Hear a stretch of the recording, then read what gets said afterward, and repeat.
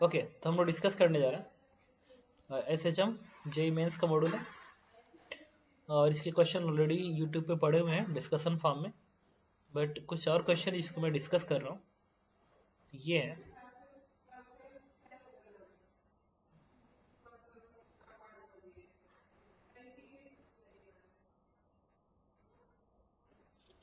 Question number 17 कह रहा है, 1 सेकेंड रुको। ओके, क्वेश्चन नंबर 17 कह रहा है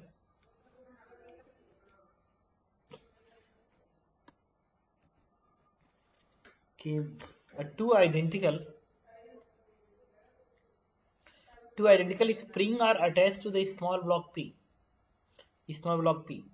The other end of spring are fixed at A and B. एक A पे फिक्स है, एक B पे फिक्स्ड है। When P is in equilibrium, the extension of top spring is 20 cm. जब P इक्विलिब्रियम पे है तो ऊपर की स्प्रिंग का एक्सटेंशन 20 सेंटीमीटर है and extension of bottom spring is 10 cm. इसका 10 cm है। Find the time period of small vertical oscillation P about its equilibrium position. अच्छा, इसका टाइम पीरियड पूछ रहा है। टाइम पीरियड में अच्छा, इसका स्प्रिंग कांस्टेंट K1 है मान लो, इसका K2 है, नीचे ऊपर वाला K1 इसका K2। अच्छा, दोनों टाइम पीरियड होगा 2 pi root m upon K। अच्छा, ये दोनों स्प्रिंग क्या पैरेलल है? पैरेलल बताओ, क्या दोनों स्प्रिंग पैरेलल हैं ये? Yes sir. याद करो, एक डायग्राम मैंने ऐसे बनाया था सीरीज पैरेलल में, ऐसा बनाया था पैरेलल में। कहा था कि ये दोनों स्प्रिंग को पैरेलल ही मानते हैं क्योंकि जितना इसमें कंप्रेशन होगा इसमें उतना ही इलॉन्गेशन होगा। याद आ रहा है? अभी याद आ रहा है?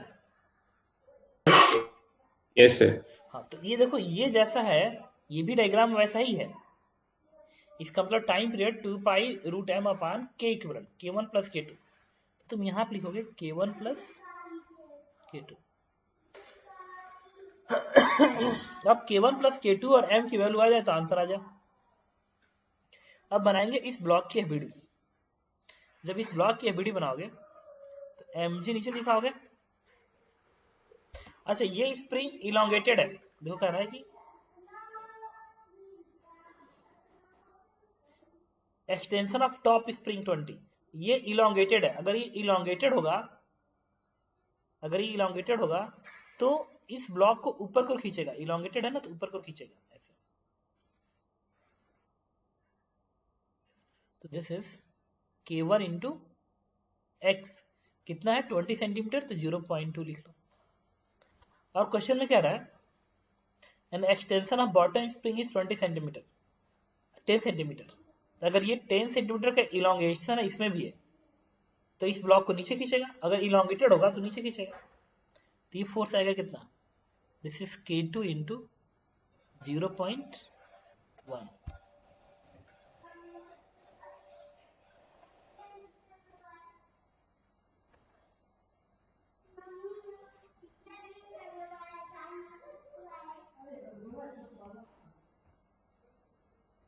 ओके, इसमें ये लाइन है टू आइडेंटिकल स्प्रिंग, इसका तब ध्यान देना पड़ेगा ये लाइन।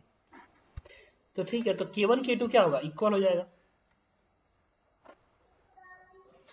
तो बाद में K1 K2 इक्वल प्लस कर देंगे तो ये 2 K1 हो जाएगा। तो अब इस पे नेट फोर्स बैलेंस करो, तो mg डाउनवर्ड K2 डाउनवर्ड, तो डाउनवर्ड फोर्स क्या आएगा, K2 into 0.1 plus m into g बराबर K1 इंटू 0.2। ऊपर का फोर्स नीचे फोर्स बैलेंस करोगे, लेकिन K1 K2 बराबर है ना, तो जहां पे K1 है इसको लिख सकते हो K2 लिख दो, क्या फर्क पड़ता है। तो इसको लिख सकते हो K2 इंटू 0.2। इससे देखो, जब इसको तुम इधर भेज दोगे तो बनेगा K2 इंटू 0.1 और यह है mg। तो इससे लिख जरा मैं यहाँ पे m इंटू जी बराबर आ जाएगा 0.1 K2, इतना आ जाएगा जब इसको इधर भेजूंगा तो। अब हमको क्या चाहिए, अच्छा ये k1 और k2 बराबर है, तो टाइम पीरियड का फॉर्मूला हो जाएगा 2 पाई रूट m अपान 2k2। तो यहाँ पे m अपान k2 की वैल्यू यहाँ से निकल सकता हूँ, इसके इधर भेज दो, तो m अपान k2 की वैल्यू आ जाएगी, इट इज 0.1 अपान 9.8, और इसको उठा के अब तुम यहाँ रख दो, तो टाइम पीरियड का फॉर्मूला आ जाएगा 2 पाई रूट m अपान k2, तो 0.1 अपान 9.8 इंटू 2 बनेगा, यहाँ से 2 ले लिया, यहाँ से 2 ले लिया। अब देखो ये कितना आएगा, 0.1 घटेगा ना, तो इसका आंसर आ जाना चाहिए 2 पाई, और यहाँ से 2 का टर्म बाहर आएगा और 7 का टर्म बाहर आएगा, तो 14 बाहर आ जाएगा, तो answer is pi upon 7 second. बात समझ में आई? इसके बाद क्वेश्चन नंबर 18, 19, 20, 20। सर 20 का बी पार्ट में आंसर नहीं पास कर रहा पीछे। क्वेश्चन नंबर 20 बी के दोनों पार्ट है। अच्छा बी का दोनों पार्ट है ना, देखो इसमें करा टाइम पीरियड, तो यहाँ का टाइम पीरियड लिखोगे 2 pi under root of m upon k, ये दोनों सीरीज में है, ये दोनों पैरेलल है, और ये दोनों इसके साथ भी तो पैरेलल है, स्प्रिंग k1 कांस्टेंट प्लस बताना k2 है। प्लस k3 हो जाएगा, हो गया, बताओ। स्प्रिंग कांस्टेंट स्प्रिंग कांस्टेंट बताना था आंसर। अच्छा इक्विवेलेंट स्प्रिंग कांस्टेंट, ठीक है, इसी के लिए तो पता है क्या, 2 पाई रूट m अपान, अरे यार के इक्विवेलेंट ही बताना है ना, तो ये तीनों पैरेलल है ना, तो के इक्विवेलेंट क्या आएगा, k1 plus k2 plus k3, हो गया।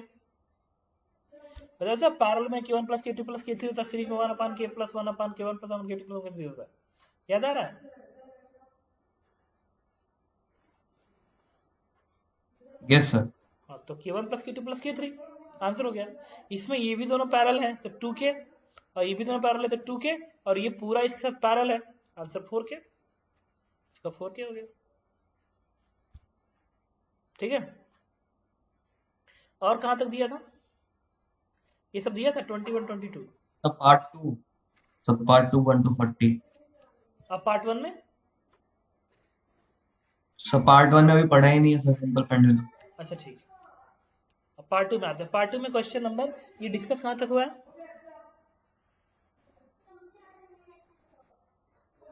पार्टी का डिस्कस कर दीजिएगा सर, ये नहीं हुआ था डिस्कस। तो क्वेश्चन नंबर 1, 2, 3, 4, 5, 6, सर 5। मुझे ऐसा क्यों लग रहा है क्वेश्चन नंबर 6 तक डिस्कस हो गया, अभी याद आ रहा है? No sir. अरे बताया तो था, ये भी मैक्स वाला टर्म याद आ रहा है, कुछ डिस्कस हुआ था कि नहीं हुआ था, ये बताओ।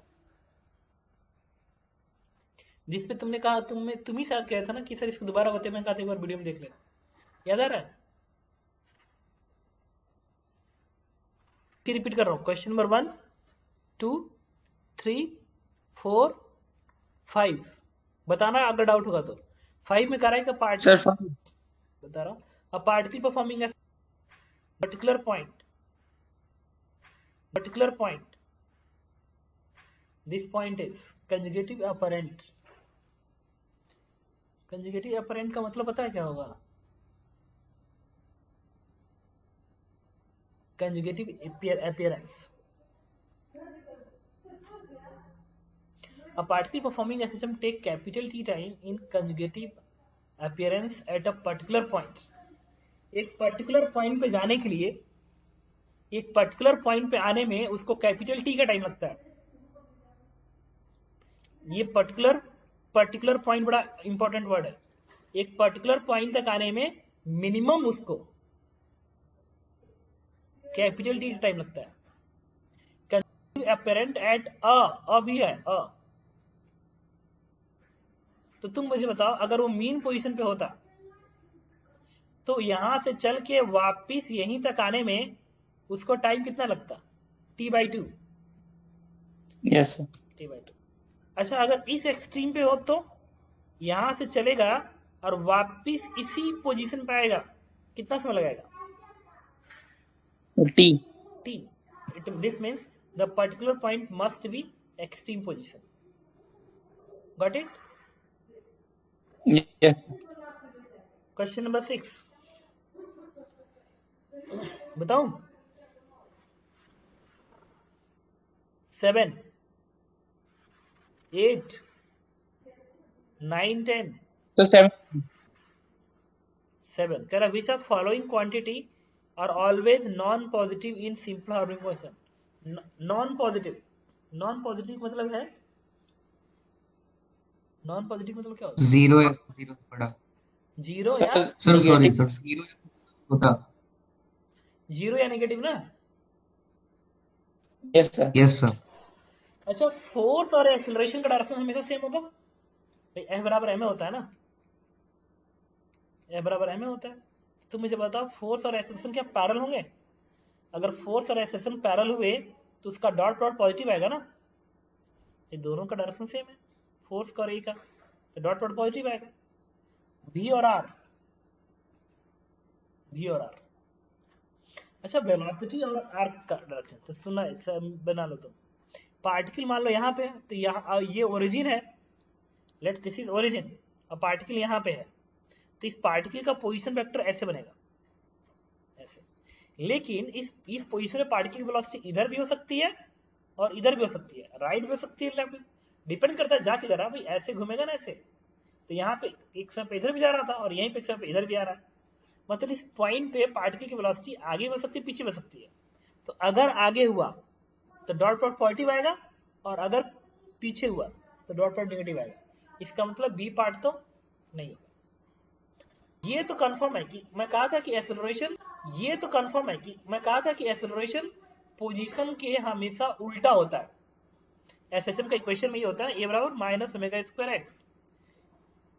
ए का डायरेक्शन अगर इधर है तो एक्स उल्टे डायरेक्शन में चलता है, एक्सेलरेशन और एक्स हमेशा उल्टा चलता है,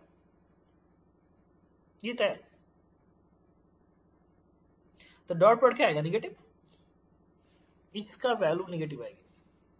पता है जीरो कब बनेगा? ये जीरो तब बनेगा जब यही पार्टिकल मीन पे जाएगा, जब मीन पे जाएगा तो एक्सेलरेशन जीरो हो जाएगा।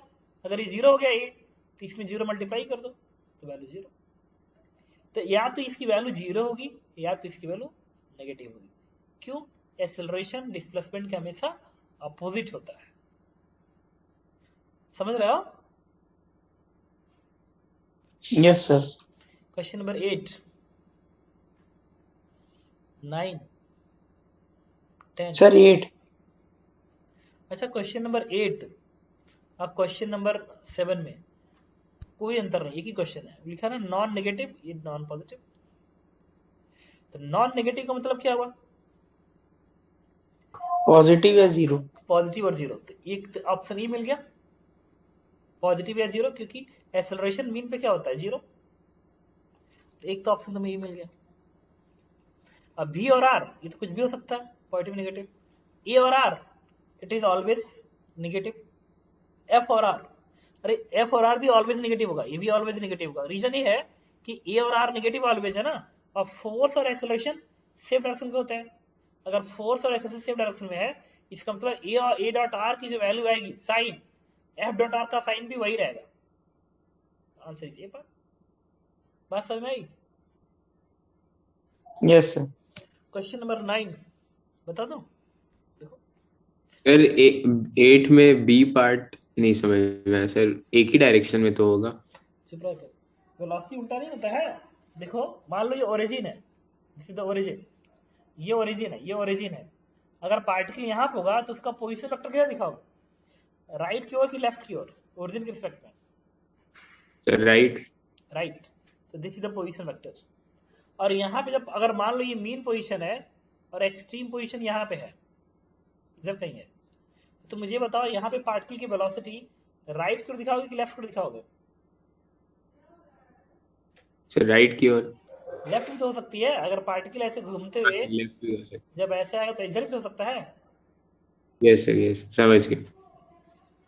क्वेश्चन नंबर 9 बताऊं? बता ही देता हूँ।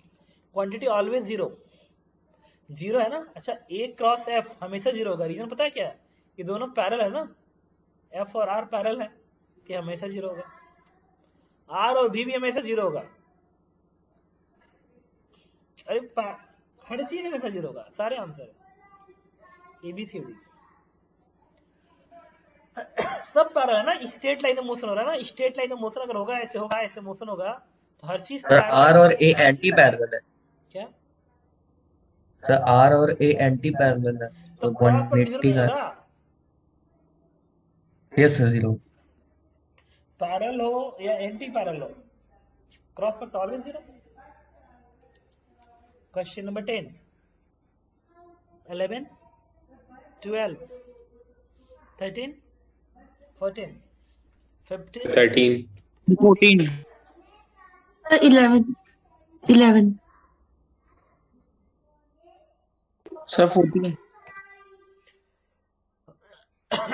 11 में कह रहा है इसके फेस का डिफरेंस बताओ। Answer is pi by 2। देखो क्यों, ये साइन का फंक्शन है, ये कॉस का फंक्शन है, तो तुम इसको पता क्या तो ऐसे लिख सकते हो, B sine omega T minus K X plus pi by 2 लिख सकते हो। ये साइन है तो इसको भी साइन बना दो। अब ये फेज होता है, this is the phase, this is the phase. तो पूछे इसका डिफरेंस बताओ, तो वैल्यू बताओ, इसमें से घटा दो, तो वैल्यू बताओ, इसमें से घटा दो, तो value omega T minus K x, omega T minus K x से कट जाएगा और आ जाएगा पाई बाय 2। ये स्ट्रिंग वे में पढ़ाया जाएगा, अगर एसएचएम में भी पढ़ाएंगे, लेकिन फेस तो ये होता ही है, तो कॉमन सेंस आ जाता है। ये साइन है कॉस है, तो फिर डिफरेंस पाई बाय 2। और एसएचएम में के एक्स का टर्म नहीं होता है, वेव में होता है, वो गलती से इसमें क्वेश्चन पड़ गया, बट फिर भी फिर उसके लिए एक साइन एक कॉस है, पाई बाय 2 का फिर डिफरेंस है। बात समझ में आई? Hello, yes question number 13, a particle yes sir yes sir a particle is made to simple harmonic motion, find average acceleration in one time period। एक टाइम पीरियड में एवरेज एक्सेलरेशन कह रहा है।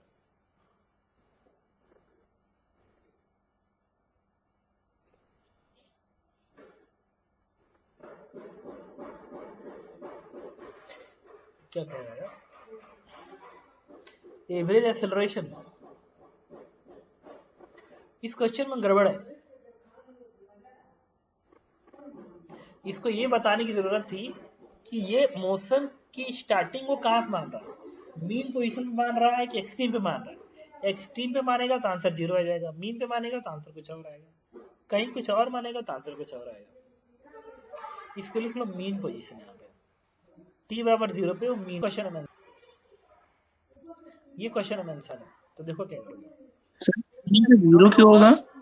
क्या सर एक्सट्रीम 0 क्यों होगा? Extreme पे speed 0 होता है? Average Yes, sir. एक्सेलरेशन का फार्मूला होता है change in velocity upon time ना, yes sir. Final velocity minus initial velocity vector form में अपॉन टाइम। तो अगर एक्सट्रीम पे होता इनिशियली और फाइनली भी एक्सट्रीम पे होता एक टाइम पीरियड में, तो फाइनल वेलोसिटी भी 0, इनिशियल भी 0, तो 0 माइनस 0 0 नहीं आता। यस इसीलिए क्वेश्चन में मैंने एक चेंज कर दिया। मान लिया कि क्वेश्चन में लिखा गया टी बराबर 0 पे मीन पोजीशन पे, तब देखो ये मीन पे है, अरे ये हमेशा 0 आएगा, स्ट्रीम पे नहीं भाई। अगर मीन पे भी होगा तभी भी देखो ऐसे घूम के वापिस यहीं पे आएगा, तो चेंज इन वेलोसिटी 0 नहीं हो गया, इसमें से घटा दो 0 हो गया। एक टाइम पीरियड में हमेशा वही वेलोसिटी गेन करेगा। अगर बीच में कहीं होता तभी भी जब वापिस ही घूम के यहाँ पे आता तो वही वेलोसिटी गेन करता। जब वही वेलोसिटी गेन करेगा, एक टाइम पीरियड में सेम वेलोसिटी गेन करेगा ना, इनिशियली जहां पे होगा वापिस वहीं पे आएगा ना, डायरेक्शन साथ सेम गेन करेगा, तो आंसर इज 0, इसकी जरूरत नहीं। 14 में कह रहा है कि magnitude of average in half time period from equilibrium position. देखो ये यही क्वेश्चन में बोल रहा था, आधा टाइम पीरियड है।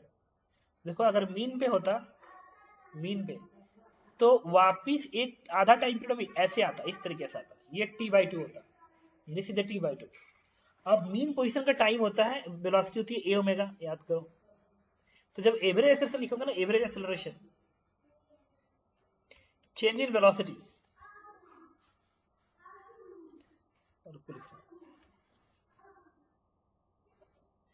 Change in velocity.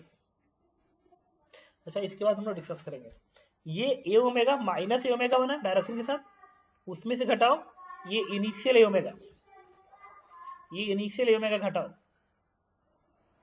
Upon T by two, time period T by two, तो 1/2 और टी होता है 2 पाई बाई ओमेगा। बस आंसर आ गया। ठीक है, तो मीटिंग में एंड कर रहा हूँ, ज्वाइन कर लो।